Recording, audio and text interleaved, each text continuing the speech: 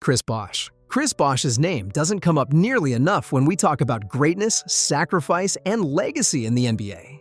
When the Miami Heat formed their iconic Big Three in 2010 with LeBron James and Dwyane Wade, Chris was immediately cast as the third wheel. It's the NBA equivalent of being the smartest kid in a group project but still getting stuck with the PowerPoint. While LeBron was crowned king and Wade was embraced as the hometown hero, he became the easy target, the soft one, the beta, the one who supposedly shrank in big moments. But that narrative couldn't be further from the truth. Chris Bosh sacrificed more than anyone to make that Miami dynasty work. In Toronto, he was a 24-point, 10-rebound per game machine, the clear number one option and face of the franchise. In Miami, however, he gave all of that up. As Heat coach Erik Spoelstra himself said, everybody had to sacrifice something. Chris had to sacrifice being the number one option coming here. While we run offense through him, he's not the number one, and the number two and then number three option like he was in Toronto. He moved to center, a position he wasn't naturally built for, to stretch the floor and anchor a fast, small ball system that changed modern basketball. He gave up touches, spotlight, and even praise, but never his impact. He became the glue that held a team together that went to 4 straight NBA Finals and won back-to-back championships. In Game 6 of the 2013 NBA Finals, a do-or-die game for Miami, it was Chris who grabbed the crucial offensive rebound and kicked it to Ray Allen for one of the most iconic three-pointers in NBA history. Without him, there is no rebound. Without him, there is no Ray Allen shot. Without him, there is no 2013 title. Yet, during his career, Chris was mocked for his facial expressions, called soft by fans and the media, and left out of serious all-star and legacy conversations. He was labeled as a beta despite being a consistent all-star, 2-time NBA champion, and one of the most intelligent and selfless players of his era. Seriously, have you seen the Bosh is a dinosaur memes? They are hilarious, but totally miss the point of how dominant he was. The truth caught up eventually. Chris was inducted into the Hall of Fame in 2021. His number 1 jersey now hangs in the rafters of Miami's Kaseya Center, and Heat legends like Pat Riley and Erik Spoelstra have publicly said that they don't win without him. Chris's career was cut short in 2016 due to blood clotting issues, ending things far earlier than anyone expected.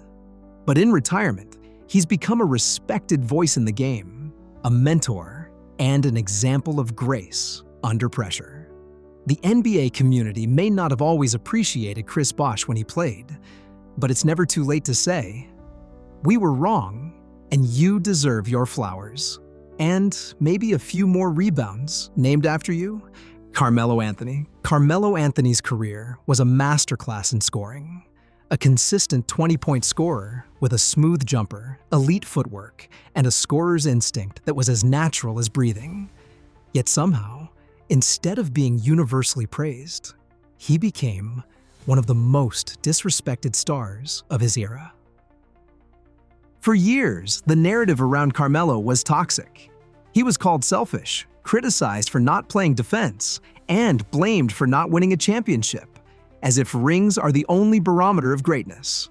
This damaging narrative was, in part, fueled by figures like his former coach, George Karl. Karl famously stated, "Carmelo was a true conundrum for me in the 6 years I had him. He was the best offensive player I ever coached." However, Karl's negative comments about Carmelo's character and team play became a damaging factor in his public perception, leading to widespread calls for an apology for his portrayal of him. Despite averaging over 20 points per game for more than a decade and carrying flawed rosters in Denver and New York, fans and media quickly turned on him when the wins didn't pile up. So, they expected him to win a championship, playing 1-on-5 every night. That's not how basketball works. The disrespect peaked in the late 2010s.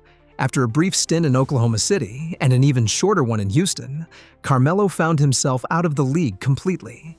Teams weren't just passing on him, they were ignoring him. One of the top 10 scorers in NBA history was suddenly blackballed, treated like a washed-up has-been with no place in the modern NBA. Really, it was a dark time for Melo fans. We were all just refreshing Twitter, hoping for any news, even a sighting at a local YMCA. But he didn't let that be his ending. In 2019, the Portland Trail Blazers gave him another shot, and he made the most of it. He humbled himself, accepted a bench role, and became a steady veteran presence for a playoff team. No longer the focal point, he still delivered clutch shots and reminders of that Hall of Fame jumper. Portland fans went from "why him" to "thank God for him" in about 3 games. Then came a stop in Los Angeles, where he suited up alongside LeBron James, a reunion of 2 of the most iconic players of their era. He finished his NBA career with over 28,000 points, 10 All-Star appearances, and 3 Olympic gold medals. He's Team USA's all-time leading scorer, a champion on the international stage, and one of the most beloved figures in basketball culture, influencing fashion, identity, and the power of authenticity. He retired in 2023, finally receiving the flowers he had been denied for years. He's now a respected ambassador of the game, an advocate for young players, and someone whose legacy is still being rewritten, not by critics, but by truth. Carmelo Anthony didn't fail the game. The game failed him at times. And now, we owe him an apology. Not just for the years he was left out, but for all the greatness we took for granted. Andrew Wiggins. Andrew Wiggins entered the NBA under a spotlight most players could never imagine. Drafted number 1 overall in 2014, he was immediately hyped as the next superstar, a franchise-changing force. Then came the trade. He was sent to Minnesota in exchange for Kevin Love, linking his name forever to LeBron James and the Cavaliers' championship ambitions. The expectations were huge. The pressure was relentless. And when he didn't become a superstar overnight, the basketball world turned against him. He was labeled lazy, unmotivated, and empty stats on a bad team. Critics said he played without passion, lacked defensive intensity, and didn't care enough to win. His max contract extension with the Timberwolves only added fuel to the fire, as people questioned his worth and called it one of the worst deals in the league.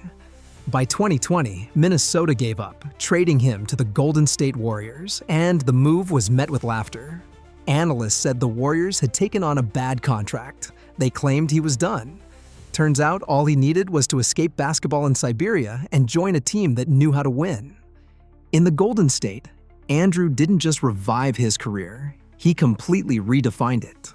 Surrounded by a winning culture, elite coaching, and a clear role, he transformed into one of the best two-way wings in the NBA. He embraced defense like never before, and in the 2022 playoffs, he leveled up. As Golden State Warriors head coach Steve Kerr praised him, "This is the best I have ever seen from Wiggins. He helped us win a championship a couple years ago and was brilliant throughout the playoff run. Andrew's a heck of a player." In the NBA Finals against the Boston Celtics, Andrew was the Warriors' second-best player. While Stephen Curry lit up the scoreboard, he took on the challenge of guarding Jason Tatum, and he did it brilliantly. His length, effort, and intensity helped slow down Boston's offense and secured Golden State's 4th championship in 8 years. He grabbed 16 rebounds in a pivotal Game 4 and consistently made impact plays on both ends of the floor. No longer overrated. No longer a bust. No longer empty stats. Andrew is now an NBA champion, a defensive anchor, and one of the most important redemption stories in recent basketball history. In 2022, he also became an all-star starter, a moment that symbolized how far he had come. He battled unfair expectations, harsh media scrutiny, and constant doubt, and emerged stronger. Basically, all he required was a new environment and a team capable of unlocking his superpowers. which seemingly involved becoming an unstoppable rebounder despite the challenges. Andrew Wiggins never needed to be the savior. He just needed the chance to evolve. And for all the slander he endured, the basketball world owes him a long overdue apology. Paul George. Paul George has one of the most misunderstood careers in recent NBA history. He was a smooth two-way wing with elite scoring, lockdown defense, and playoff experience. Yet somehow, his name became a punchline. After the 2020 NBA bubble, his reputation suffered greatly. His struggles during that postseason, especially in the second-round collapse against the Denver Nuggets, became meme material for months. A missed three-pointer that hit the side of the backboard in Game 7 became the iconic image. Social media labeled him Pandemic P, mocking both his play and his earlier nickname, Playoff P. However, what people failed to see was the context, the true story behind the box scores and bloopers.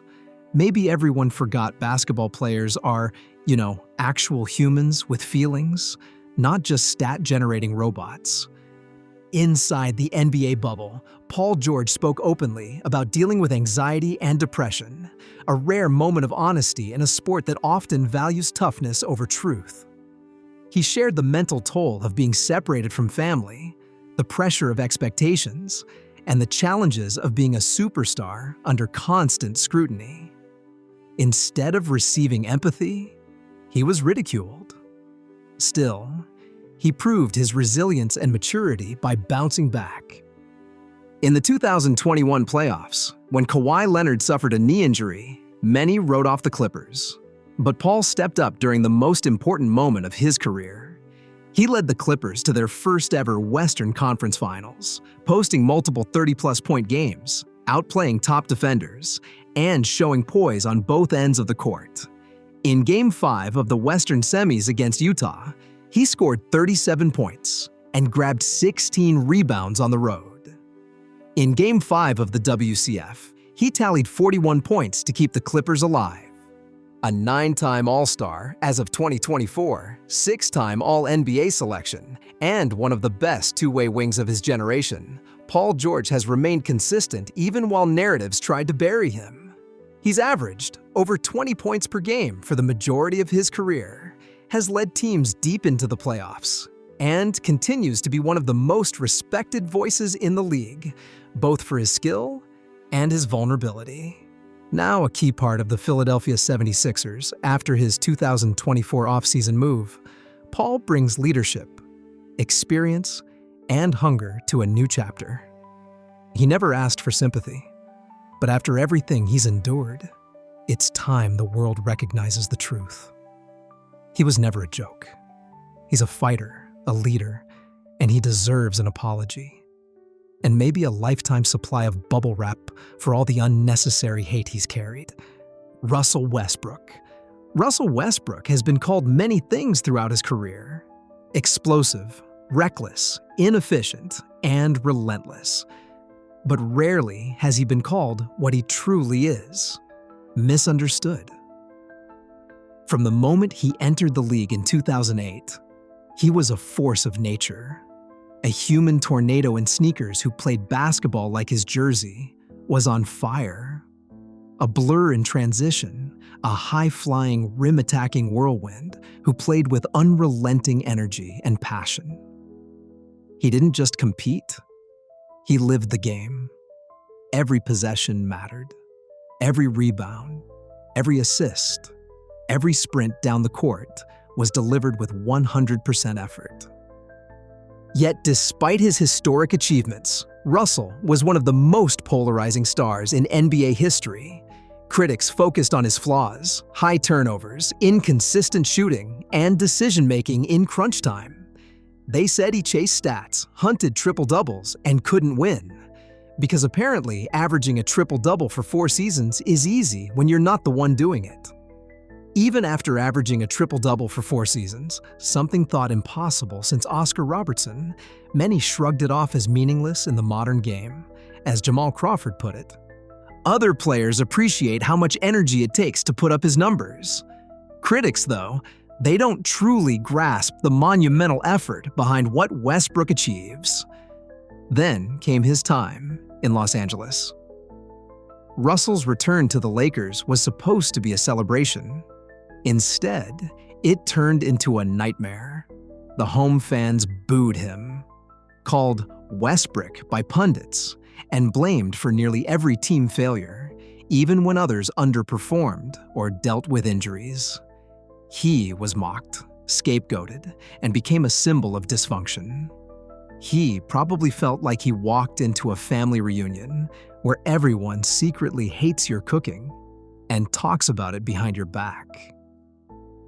But what was often overlooked in the noise was Russell's true intentions. He never cheated in the game, never coasted, never avoided the media or made excuses. Even when benched or demoted, he accepted his role and continued to play with passion. When he joined the Clippers, the change was instant. A team that wanted him allowed him to play freely, and in return, he brought them heart, hustle, and leadership. But more than that, he's authentic. In an era of curated images and media narratives, Russell never changed to fit the mold. He was loud, emotional, chaotic, and brilliant. He didn't break basketball, he bent it to his will. And for all the slander, boos, and memes, the truth is simple. We owe Russ an apology. Dwight Howard. At his peak, Dwight Howard was unquestionably the most dominant big man in basketball. He was a physical marvel, a 6'11" powerhouse with the athleticism of a guard and the strength of a center from the 90s. In the late 2000s, he didn't just patrol the paint, he owned it. As Orlando Magic CEO Alex Martins aptly stated, Dwight left an undeniable imprint on the history of the Orlando Magic. His dominance and leadership defined an era for our franchise. From 2007 to 2012, Dwight Howard led the Orlando Magic to deep playoff runs, culminating in a trip to the NBA Finals in 2009. He outdid LeBron James in the Eastern Conference Finals and held his own against Kobe Bryant's Lakers in the championship series. He won 3 straight Defensive Player of the Year awards, 2009 to 2011, made 8 All-Star teams, and was a consistent MVP candidate. But somewhere along the way, the league turned against him. Whether it was the chaotic exit from Orlando, the awkward Dwightmare situation in Los Angeles, or failed stints in Houston and Atlanta, the story changed. Dwight was no longer seen as a franchise cornerstone, but as a locker room cancer, a goofy sideshow more interested in jokes than winning. He became the target of memes, criticized for his personality, and dismissed as immature despite still posting solid numbers. His prime dominance was forgotten, his resumes questioned, his name was laughed at. But in 2020, Dwight Howard rewrote the script. He returned to the Lakers, the same team that once gave up on him, and embraced a role player position, backing up Anthony Davis, hustling for rebounds, setting hard screens, and playing gritty defense. He was no longer the star. He was the glue guy. And it worked. The Lakers won the NBA championship in the Orlando bubble, and he finally got the ring his resume had long deserved. He proved that sometimes the best way to shut up the haters is just to show up, do your job, and collect a championship. Take notes, internet trolls. Even after earning that title, the respect still came late, despite being 11th all-time in rebounds and 13th in blocks. Despite leading the league in rebounding 5 times, and despite being one of the best defenders the game has seen. Dwight's Hall of Fame case has been strangely debated, something that would be unthinkable for most 3-time DPOY winners. In recent years, Dwight has taken his talents overseas, most notably to Taiwan, where he embraced a new role as a global ambassador for basketball. He's remained vocal about wanting another NBA opportunity, but even if that never happens, his legacy is already secure. Dwight Howard wasn't just great, he was historic. And for the years of ridicule, doubt, and erasure, there's no question about it. We owe Dwight an apology, and maybe a cape too. So, These are just a few of the many stories of NBA players who, despite their undeniable talent and contributions, faced undue criticism, disrespect, and even erasure from the league's collective memory. What do you think? Which player's story is most deserving of an apology? And who else belongs on this list? Let us know your thoughts in the comments, and don't forget to subscribe for more sports videos.